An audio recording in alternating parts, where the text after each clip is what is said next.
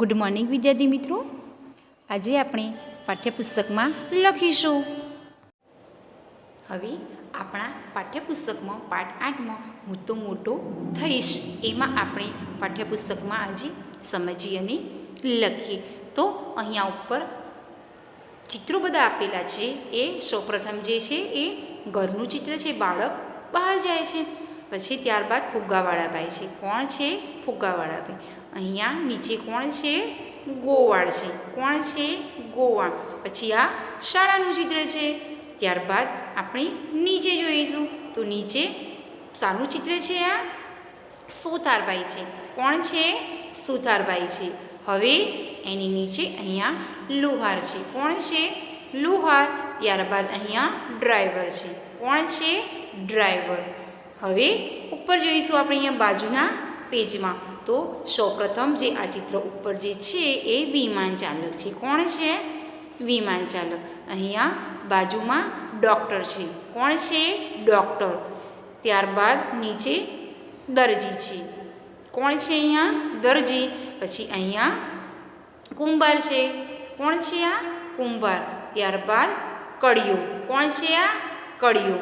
હવે એની નીચે જોઈશું આપણે તો આ જે ચિત્ર છે મોચી છે. કોણ છે? આ મોચી. અને આ વાણંદ છે. બરાબર. હવે આપણે પાછળ જોઈશું તો બાળકો પાછળ પેજ નંબર 86માં પ્રશ્ન 1 આપણે જોઈશું. તો એમાં શું લખેલું છે? અહીંયા જવાબ આપો. તો સૌપ્રથમ આપણે પ્રશ્ન વાંચીશું અને સામે અહીંયા આમ લીટી કરીને એનો જવાબ લખીશું. બરાબર. તો ચલો, પહેલો પ્રશ્ન શું છે? ચંપલ સીવે અથવા તો બનાવે તેને શું કહેવાય? ચંપલ સીવે અથવા તો બનાવે તેની શું કહેવાય? મોચી. શું કહીશું આપણે એને? મોચી. ઓકે. હવે 2 નંબરમાં ઘર કોણ ચણે છે? પ્રશ્નાર્થ ચિહ્ન. ઘર કોણ ચણે છે? તો અહીંયા આપણે લખીશું કડિયો. ક ડને હસેડી અને કાનો માત્રા કડિયો. ઓકે. હવે આગળ કરવત કોનું ઓજાર છે? કરવત કોનું ઓજાર છે? બોલો તો. સુતાર. સુતાર શું કરે છે? કરવત વડે લાકડું કાપે છે. તો કોનું ઓજાર છે? સુતાર. બરાબર. હવે આગળ જોઈએ વાળ કાપે તેને શું કહેવાય? વાળ કાપે તેને શું કહેવાય? વાણંદ. આગળ આપણે જોઈને ચિત્રમાં વાણંદ. શાના વડે વાળ કાપે છે? કાતર વડે. તો વાણંદ. વાહન ચલાવે તેને શું કહેવાય? બરાબર. જે બધા મોટા મોટા સાધનો ચલાવે છે, ગાડી, મોટી ટ્રક, બધા જે સાધનો ચલાવે છે એને શું કહીશું આપણે? ડ્રાઈવર. શું કહીશું? ડ્રાઈવર. વાહન ચલાવે તેને શું કહેવાય? ડ્રાઈવર. ડ્રાઈવર. ઓકે. હવે આગળ આકાશમાં વિમાન કોણ ઉડાડે છે? તો આકાશમાં વિમાન એ વિમાન ચાલક ઉડાડે છે. બરાબર. આપણે શું કહીએ છીએ? પાયલટ. તો વિમાન ચાલક. બરાબર. હવે આગળ બીમાર પડીએ ત્યારે દવા લેવા કોની પાસે જઈએ છીએ? બીમાર પડીએ ત્યારે દવા લેવા કોની પાસે જઈએ છીએ? તો ડૉક્ટર. કોની પાસે જઈએ છીએ આપણે?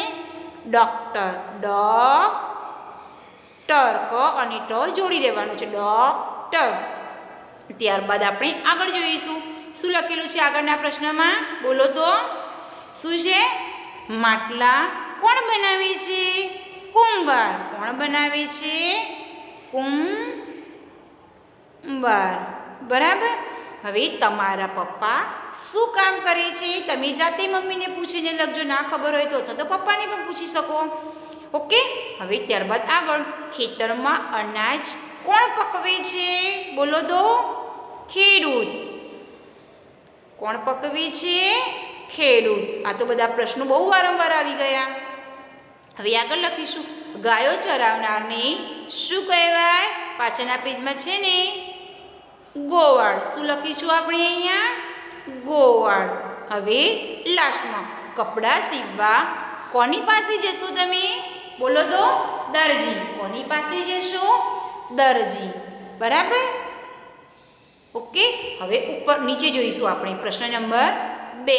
એમાં શું લખેલું છે? ચલો, પ્રશ્ન 2માં ઓળખો અને રંગ પૂરો. તો ચલો, આ તો તમને આવડે જ છે.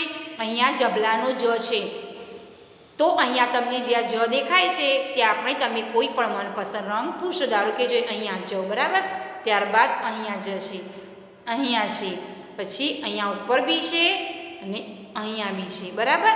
તો તમને જ્યાં જ દેખાય છે ત્યાં પીળો, લાલ, લીલો, વાદળી કોઈ પણ રંગ તમે પૂરશો. ત્યારબાદ હળનો હ, એમાં પણ રંગ પૂરી દેજો. હવે નીચે જોઈશું આપણે, તો શું લખેલું છે અહીંયા? ગ, ઘરનો ગ, એમાં પણ રંગ પૂરીશું અને નળનો અળ, એમાં પણ રંગ આપણે પૂરીશું, બરાબર. હવે બાજુના પેજમાં 27 પેજ પર ઉ, નાનો ઉ અને આ મોટો ઉ છે, એટલે કે આ અશ્વ અને આ દીર્ઘ, એટલે ઉનો ઉત્તરડનો ઉ કહીએ છીએ અને આ ઊનનો ઉ. તો તમારે પણ અહીંયા જે મૂળાક્ષર પર સામેના પેજમાં ગોળ રાઉન્ડ, એટલે કે રાઉન્ડમાં તમે કોઈ પણ મનપસંદ રંગ પૂર્યા છે એવા જ રંગ અહીંયા પણ ઓળખીને ઉ અને અહીંયા મોટો ઉ ઓળખીને રંગ પૂરવાના રહેશે, બરાબર. ત્યારબાદ નીચે જોઈએ તો આ છે એ રમત છે. શું છે? રમત. તમારે ખાના પાડીને મૂળાક્ષર લખવાના છે અને બાજુમાં તમારો મિત્ર જે મૂળાક્ષર કે એના પર તમારે જમ્પ મારવાનું છે, બરાબર. હવે પાછળ જોઈશું આપણે, તો અહીંયા પ્રશ્ન 4માં આંગળી ફેરવો. તો તમારે આ પ્રમાણે અહીંયા જબલાનો જ છે. શું છે? જબલાનો જ. પછી ત્યારબાદ ઘરનો ગ, હળનો, સોરી, આ શું છે? હળનો હ, ત્યારબાદ નળનો અળ. ઓકે, હવે નીચે અહીંયા તમે આ પ્રમાણે લખી દેશો. કયો મૂળાક્ષર બનશે આમાં? જબલાનો જ. કયો બનશે? જબલાનો જ. વળાંકો આપીને જબલાનો જ મૂળાક્ષર બની ગયો. હવે ત્યારબાદ એ પ્રમાણે દ પરથી ગ બને છે. શું બને છે? પહેલાં તમે દ લખશો આમ, તો ત્યારબાદ કયો મૂળાક્ષર બનશે?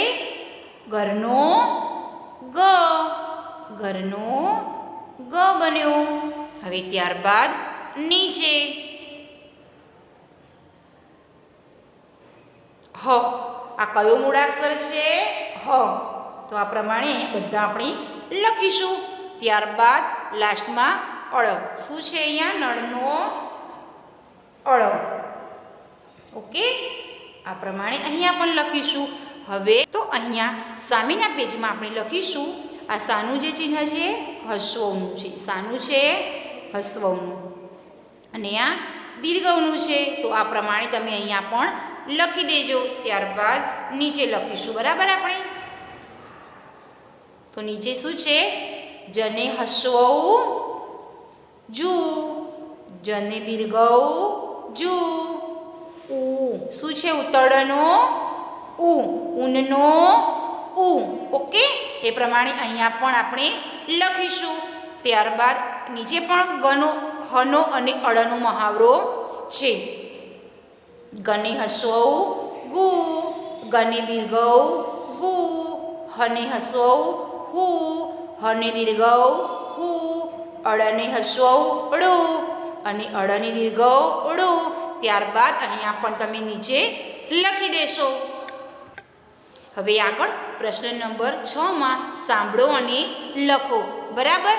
તો તમારે ઘરે મમ્મી વાંચશે. આ બધા વાક્યો છે, આ જોડકણા નથી. આ બધું શું છે? વાક્યો છે. તો તમારે વાક્યો મમ્મી વાંચશે અને તમારે સાંભળીને ફરીથી બોલવાના છે. અત્યારે તો હું વિડીયોમાં બોલું છું, તમે જોઈ લેજો. અહીંયા હળ ચલાવે, પૂર્ણવિરામ. ખેડૂત હળ ચલાવે, પૂર્ણવિરામ. ખેતર ખેડી અનાજ પકવે, ખેડૂત ખેતી કરે.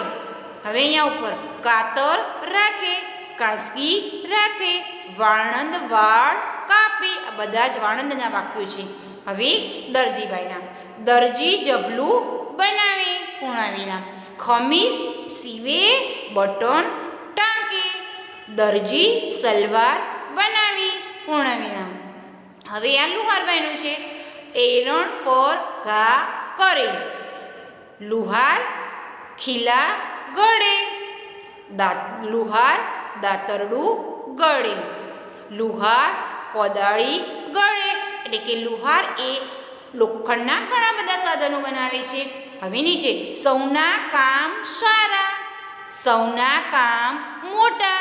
એટલે કે અહીંયા આ જે બધા જ વ્યવસાયકારો છે એમને એમ કહેવાય છે કે અહીંયા સૌના કામ સારા હોય છે ને સૌના કામ મોટા હોય છે. એટલે કોઈનું કામ સરળ હોતું નથી. દરેક વ્યવસાયકારનું કામ તો સારા હોય છે અને મોટા પણ હોય છે. હવે નીચે પ્રશ્ન નંબર 7. ઓકે, તો એમાં પણ આપણે શબ્દો લખવાના છે. વાંચો અને લખો. તો તમારે અહીંયા જા ડ અને અહીંયા ઘડિયાળ ઘડિયાળ એ પ્રમાણે તમારે અહીંયા પણ શબ્દો લખી દેવાના છે. હવે નીચે જોઈશું આપણે શું છે. નીચે વાક્યો છે. શું છે? વાક્યો છે.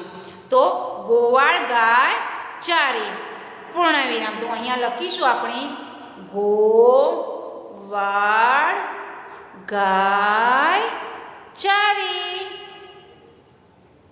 પૂર્ણ વિરામ. હવે આગળ ખેડૂત ખેતર ખેડી, પૂર્ણ વિરામ. ખેડૂત ખેતર ખેડી, પૂર્ણ વિરામ. બરાબર. હવે ઉપરના પેજમાં આપણે જોઈશું. તો ઉપરના પેજમાં લખેલું છે લુહાર દાતરડું ગળે, પૂર્ણ વિરામ. તો અહીંયા લખીશું આપણે લુહાર દાતરડું ગળે, પૂર્ણ વિરામ. હવે વણકર કાપડ વણે, પૂર્ણ વિરામ.